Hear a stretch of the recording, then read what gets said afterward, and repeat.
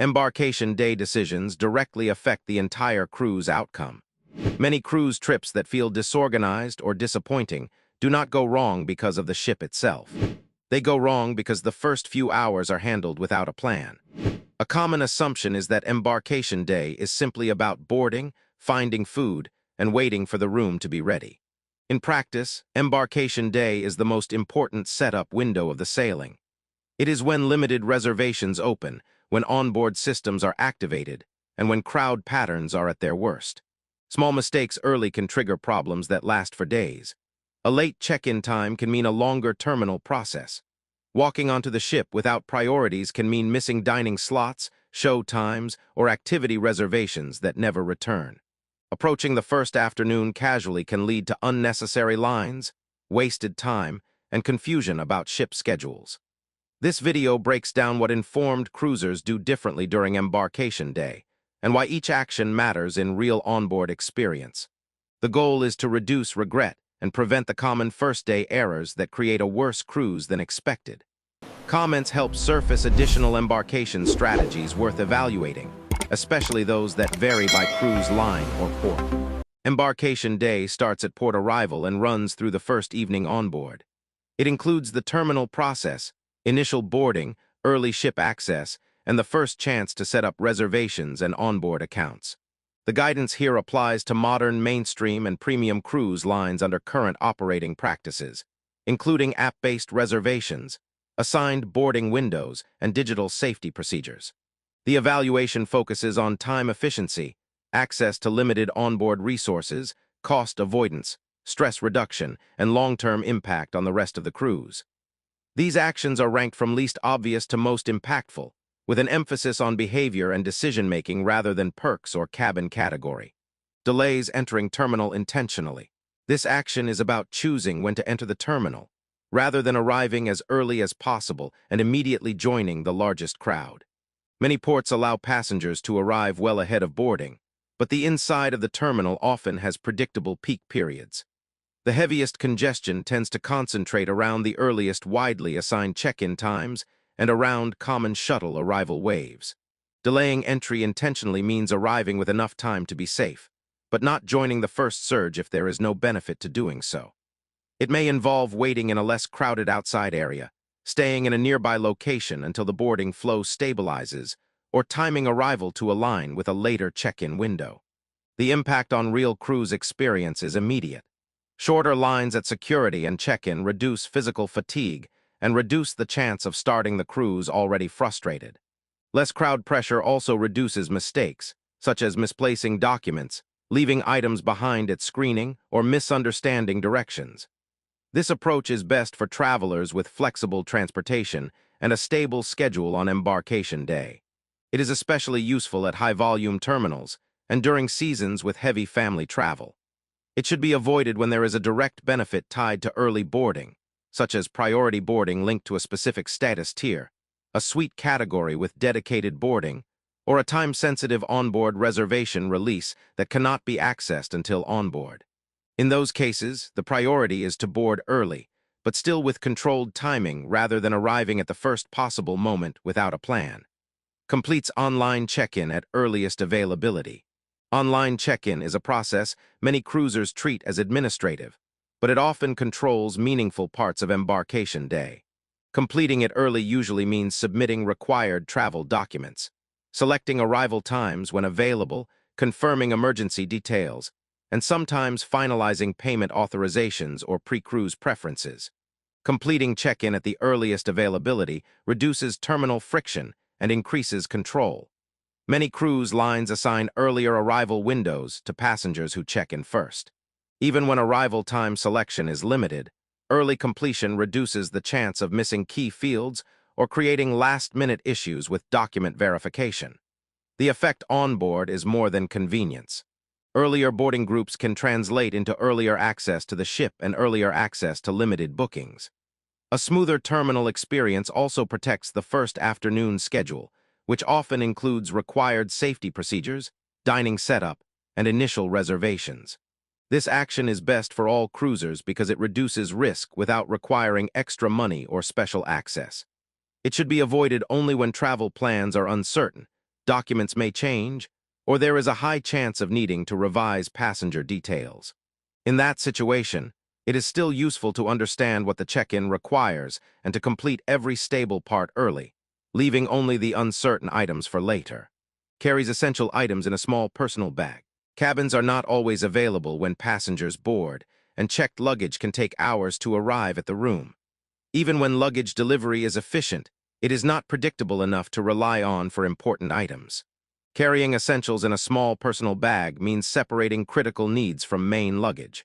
This includes medications, travel documents, required identification, eyewear, chargers, a change of clothes if needed, swimwear if planning to use the pool early, and anything that would be costly or disruptive to replace.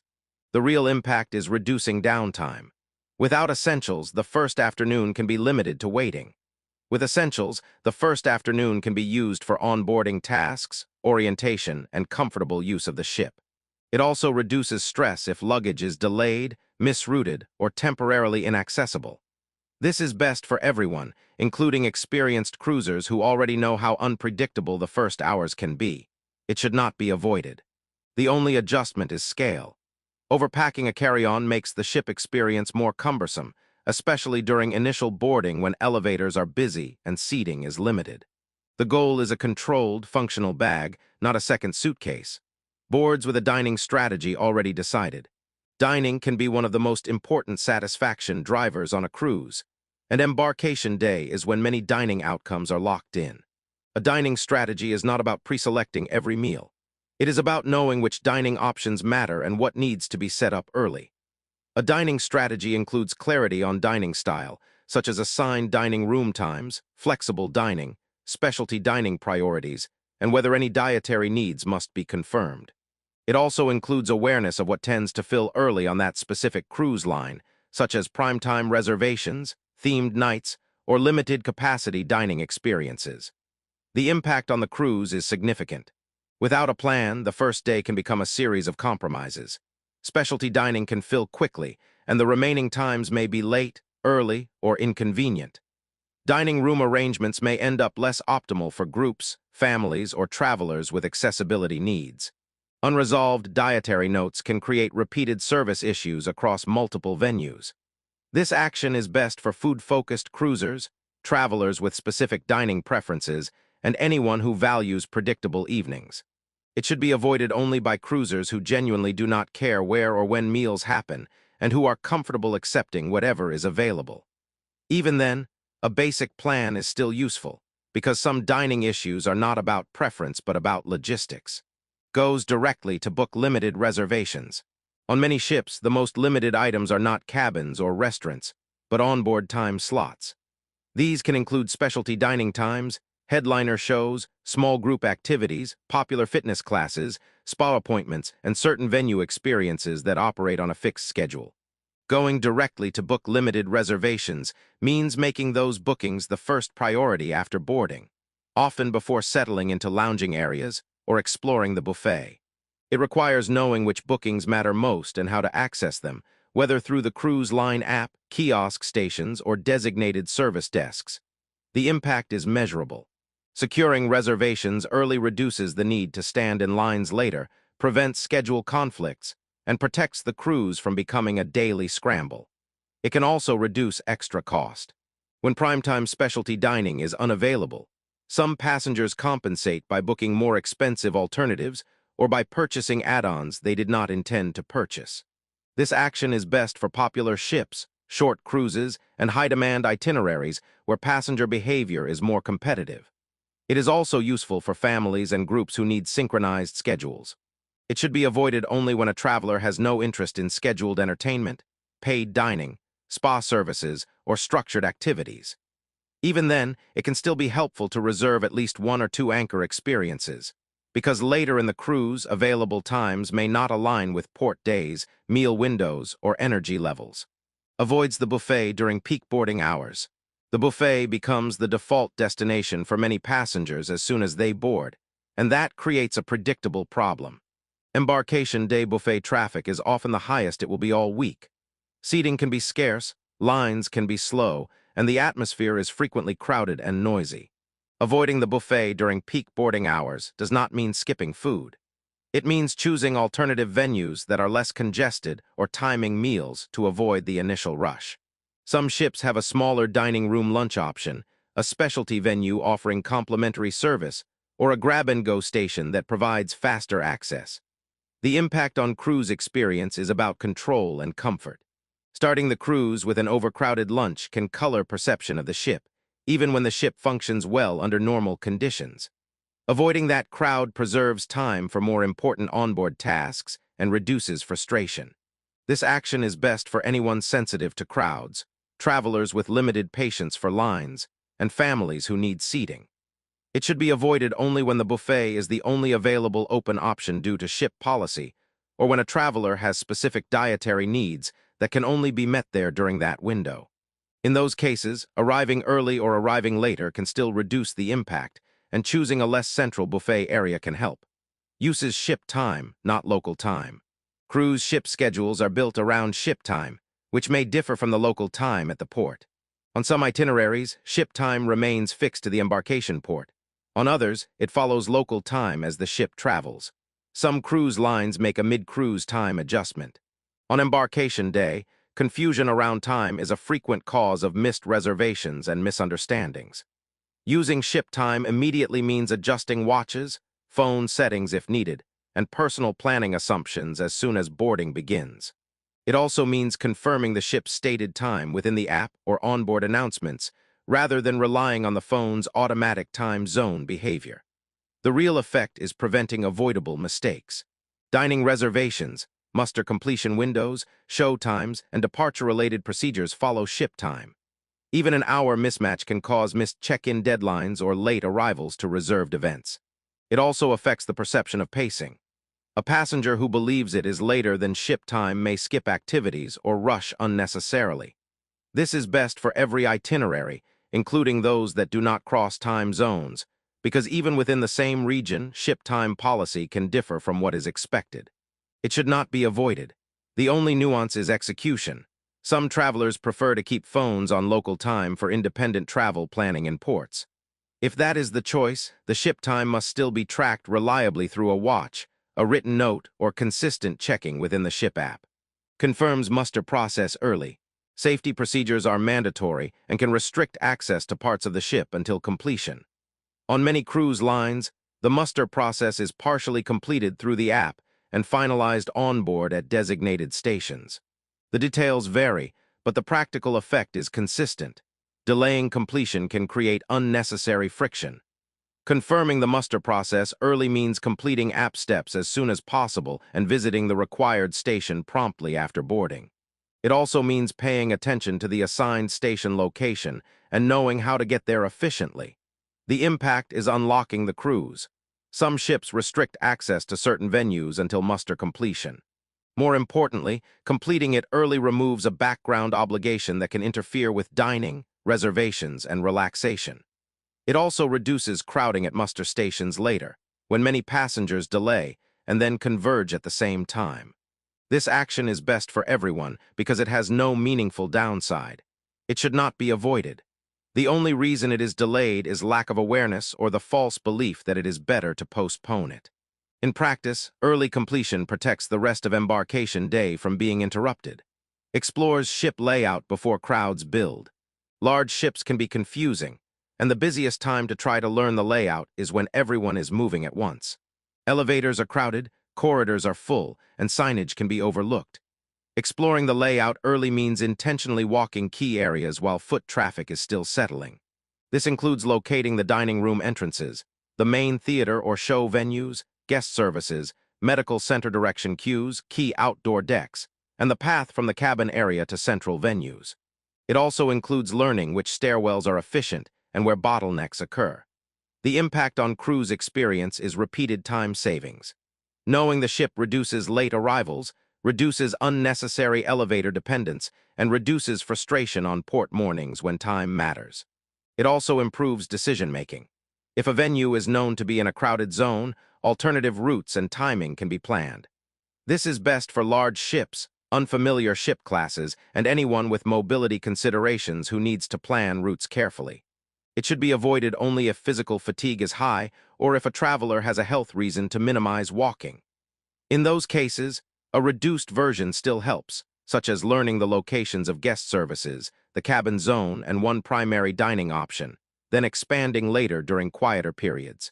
Verifies onboard account charges early. Onboard accounts handle daily spending, gratuities, packages, and credits. Errors are not rare, especially when multiple items are bundled, when promotions are involved, or when multiple passengers are linked to one payment method. Verifying charges early means checking the account summary in the app or through guest services tools soon after boarding. It includes confirming that onboard credit is applied correctly, that packages are active, that the correct payment method is assigned, and that linked travelers are set up properly. The real impact is avoiding a problem that grows. A small error on day 1 can become multiple incorrect charges by day 3, and fixing it later can require more time, documentation, and back and forth with service staff. Early resolution also reduces stress, because the passenger is not monitoring every charge with suspicion throughout the trip. This action is best for travelers with onboard credit, package purchases, special offers, or group bookings. It is also best for families managing multiple linked accounts. It should be avoided only when there is truly nothing complex in the account structure. Even then, a quick glance is low cost and can catch unexpected issues, such as duplicate pre-authorizations or misapplied credits. Connects to ship app and Wi-Fi immediately. Many cruise lines now rely on the ship app for daily schedules, reservations, messaging, and important updates. Even without purchasing an internet plan, passengers often need to connect to the ship network to access onboard features. Connecting immediately means joining the ship's Wi-Fi network and confirming the app functions properly on the device that will be used throughout the cruise. It also means ensuring login credentials work, booking screens load, and notification settings are configured appropriately. The impact on cruise experience is access. If reservations must be made through the app, a passenger who delays setup may lose time slots. If schedule changes occur, a passenger not connected may miss updates and arrive late to events. On ships where muster steps are handled in-app, connection also affects compliance timing. This is best for app-dependent cruise lines and for anyone who wants to manage plans efficiently. It should be avoided only by travelers who do not carry a compatible device or who have strong reasons to avoid device use. In those cases, the alternative must be deliberate, such as using onboard kiosks or printed schedules and accepting limited reservation control. Skips unnecessary welcome events. Embarkation Day is filled with welcome programming. Some of it is useful, but much of it is designed to guide passenger flow, promote add-ons, or fill time while cabins become available. Skipping unnecessary welcome events means selectively ignoring low-value sessions that do not improve the cruise outcome. This can include presentations that repeat information already available in the app, sales-oriented previews, or broad introductions that do not address a specific need. The impact is reclaiming the most valuable time window of the cruise. The first afternoon is when reservations, account setup, ship orientation, and essential procedures are best handled. Spending that time in events that provide little practical value can create avoidable rush later. This is best for experienced cruisers and for anyone who boards with a clear plan. It is also useful for travelers who want a calmer start rather than moving from event to event. It should be avoided when a specific session genuinely solves a need, such as a brief orientation for first-time cruisers who feel uncertain, an accessibility briefing, or a targeted informational event that helps with a planned activity. The key is choosing events based on utility, not default attendance. Confirms drink, dining, and activity packages. Packages can save money, but only if they are active, correctly assigned, and understood. On embarkation day, passengers often assume their packages are working, only to discover restrictions or activation issues after a purchase is denied or charged incorrectly. Confirming packages means checking within the app or at the appropriate service point that entitlements are active and linked to the correct passenger. It also means understanding the boundaries. What drinks are included, what venues qualify, what times are restricted, and how activity credits work if applicable. The impact is preventing repeated friction. A package that is not active can create embarrassing point-of-sale confusion and can delay service. A misunderstood package can lead to unplanned charges that exceed the intended budget.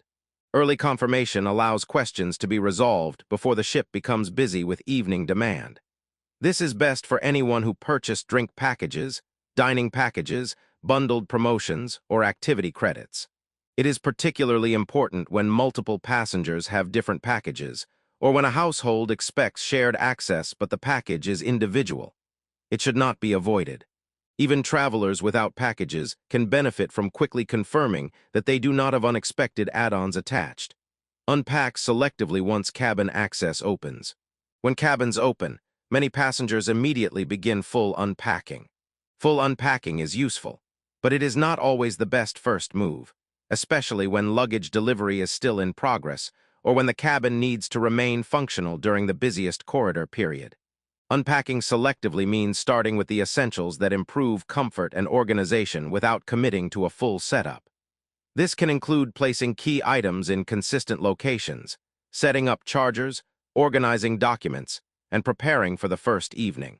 It can also include checking hangars, storage, and outlets to understand the space before unpacking everything. The impact is flexibility. If luggage is delayed, there is still a functional cabin. If the cabin needs adjustment, such as requesting extra pillows or resolving a maintenance issue, the cabin is not fully disrupted. It also reduces exhaustion.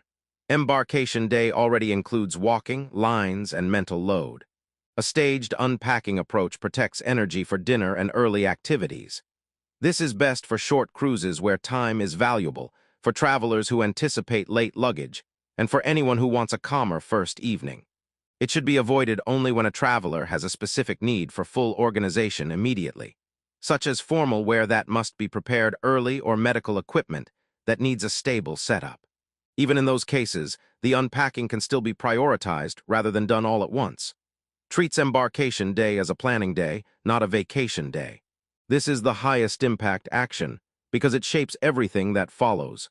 Treating embarkation day as a planning day means recognizing that the first hours are not designed for peak relaxation. They are designed for onboarding thousands of people efficiently. The environment is crowded, systems are being activated, and the ship's full rhythm has not started. Approaching the day as planning means focusing on setup tasks first. Reservations, account checks, app connection, safety procedures, and basic orientation. It means delaying low-value lounging until these are done. It also means setting a simple plan for the first evening, such as confirming dinner expectations, identifying one show option if desired, and understanding how the ship will operate the next morning. The impact on real cruise experience is the difference between a cruise that feels controlled and a cruise that feels reactive. When the first day is handled deliberately, the remaining days require less daily troubleshooting. Reservations are smoother, schedules feel manageable, spending is more intentional. The ship becomes familiar faster. The overall cruise feels more predictable, which improves satisfaction even for travelers who prefer spontaneity. This is best for value-focused cruisers, first-time cruisers who want to avoid confusion, and repeat cruisers who want the cruise to feel efficient rather than chaotic. It should be avoided only by travelers who truly do not care about reservations, scheduled experiences, or optimizing time, and who are comfortable with limited control. Even for that group, planning still reduces avoidable friction, because some embarkation tasks are not about optimization, but about preventing unnecessary problems. Embarkation day behavior shapes access, comfort, and value for the rest of the sailing. A structured approach in the first few hours prevents many of the issues that cause regret later, including missed reservations, avoidable crowd stress, and billing confusion. The most reliable way to protect the cruise experience is to treat embarkation day as an organized setup window. Once the essential tasks are handled, the rest of the trip becomes easier to enjoy without ongoing course corrections.